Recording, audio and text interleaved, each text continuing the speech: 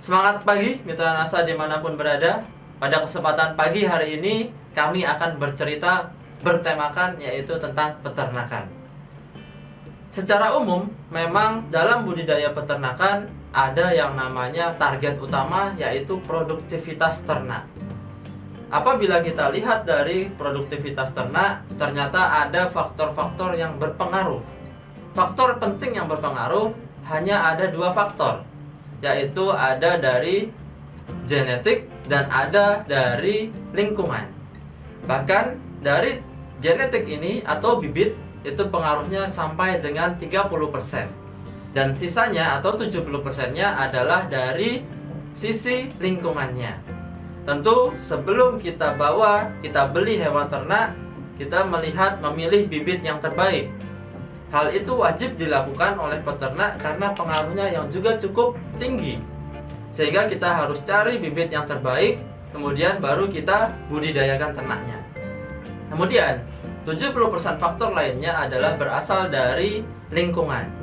Ternyata ada lagi beberapa sub faktor dari lingkungan tersebut. Apa saja? Itu kurang lebih ada 5 faktor. Yang pertama ada faktor yang namanya iklim atau cuaca. Ini berkaitan dengan suhu. Tentu kita masyarakat Indonesia hanya mempunyai 2 musim, yaitu musim panas dan musim dingin. Ketika musim panas, tentu suhu udara di sekitar peternakan kandang itu menjadi lebih panas. Dan pada saat musim dingin, tentu kandang menjadi dingin. Tentunya di sini peran peternak sangat diperlukan dalam faktor ini. Sehingga kita tidak bisa untuk merubah iklim, dan peternak yang harus bisa mengimprove atau membuat peternakannya nyaman bagi ternaknya. Kemudian faktor selanjutnya yaitu dari faktor perkandangan atau tata letak kandang. Kami di sini contohkan seperti rumah bagi manusia, kemudian kolam bagi ikan, dan kandang itu bagi hewan ternak. Tentu apabila kandang itu nyaman, bersih, maka ternak akan nyaman sehingga memberikan efek positif terhadap produktivitasnya. Sehingga kandang yang bagus, model kandang yang tepat, maka akan meningkatkan produktivitasnya. Kemudian yang ketiga, ada faktor yang namanya kebersihan. Tentu kebersihan ini perlu upaya tambahan dari peternak, karena ternak tidak bisa membersihkannya sendiri. Dan kebersihan ini ada 3 yang utama, yaitu kebersihan dari ternaknya, kebersihan dari lingkungannya, dan kebersihan dari kandangnya. Sehingga dari kebersihan ini memang penyumbang atau yang membuat berbagai macam penyakit itu ada, sehingga kita bisa pencegahannya. Kemudian yang selanjutnya ada faktor yang namanya penyakit. Perlu kita upayakan untuk pencegahan dan pengendalian apabila ternak sudah sakit.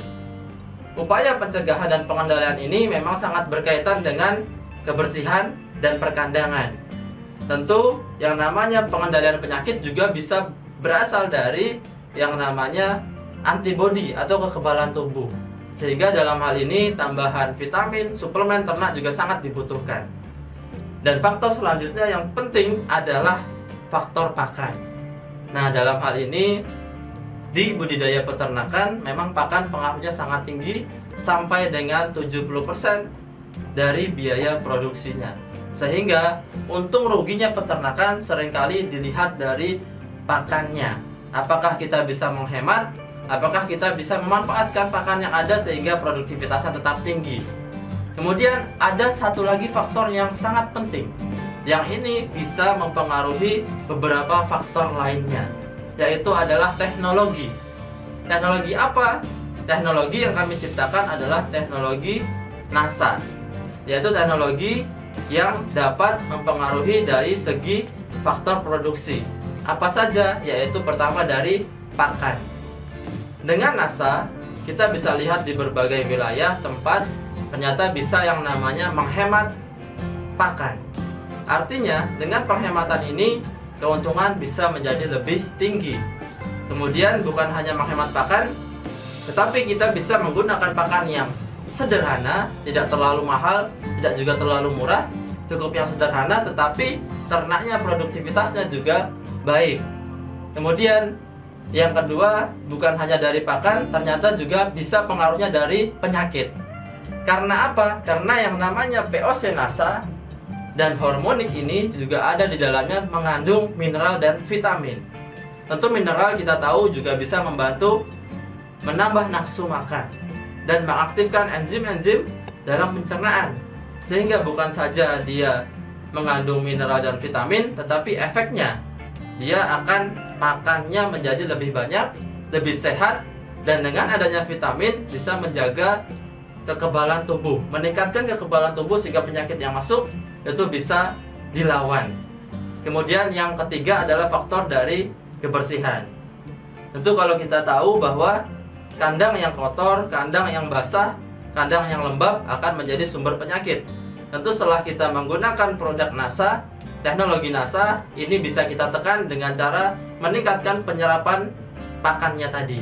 Sehingga yang keluar menjadi kotoran itu hanya sisa-sisa yang betul-betul tidak bisa dicerna oleh ternak. Sehingga kotoran tersebut sudah sangat hilang yang namanya unsur amonia, sehingga kotoran menjadi kurang berbau atau baunya berkurang dan nantinya bisa menjadi lebih kering sehingga tidak menjadi timbul yang namanya penyakit. Jadi dengan adanya teknologi tersebut kita bisa tingkatkan faktor produksi dalam budidaya peternakan, baik itu dari ke 70% yaitu lingkungannya, bahkan nanti bisa memaksimalkan potensi genetiknya.